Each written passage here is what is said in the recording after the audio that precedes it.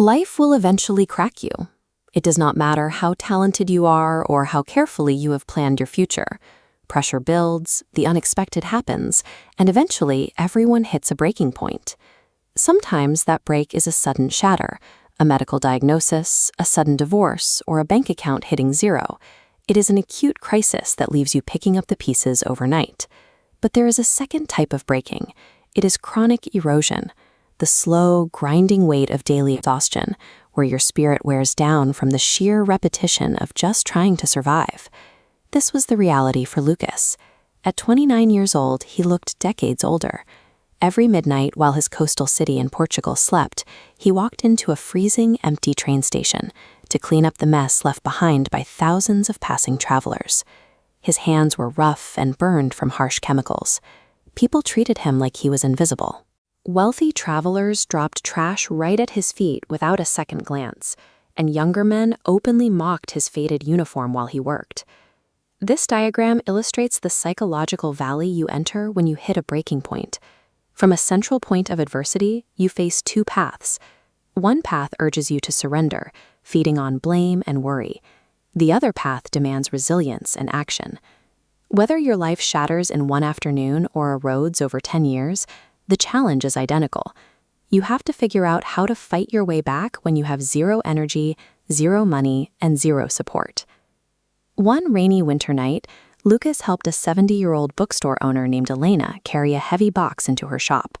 She saw the profound exhaustion in his eyes and offered him an old blue book. When Lucas told her he had no time or money for reading, she offered a different philosophy. She told him a train does not reach another country in a single jump. It moves deliberately, station by station. Life changes the same way. This flowchart represents his self-audit. His existence was a closed loop. He worked, worried, complained, and slept, totally reactive. To escape, he carved out exactly 1 quiet hour daily to read and learn English, aggressively interrupting the cycle of exhaustion. The friction was severe. His English was weak, forcing him to reread paragraphs endlessly.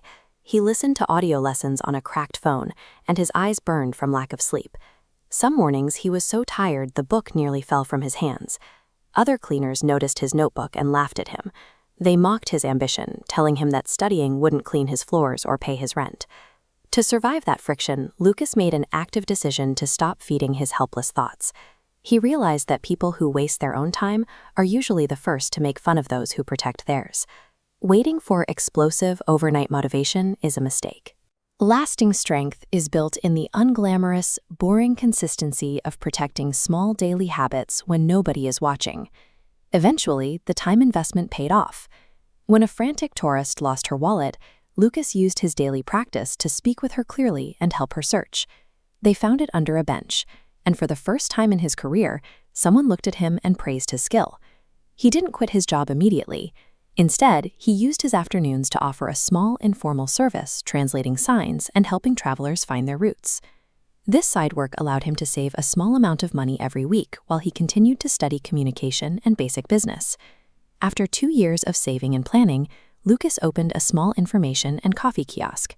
He was no longer the man mopping the platforms. He was the business owner people stood in line to speak with. One evening while closing up, Lucas noticed a young cleaner named Marco sitting by the platforms.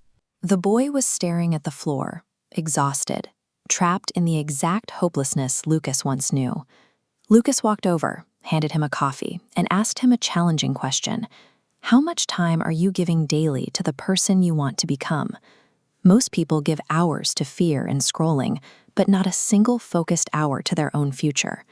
Lucas reached into his kiosk, pulled out that same worn blue book, and gently handed it to Marco.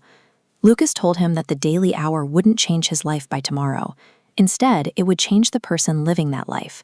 And once the person changes, the life has to follow. The habit didn't just teach him English, it rebuilt his self-respect.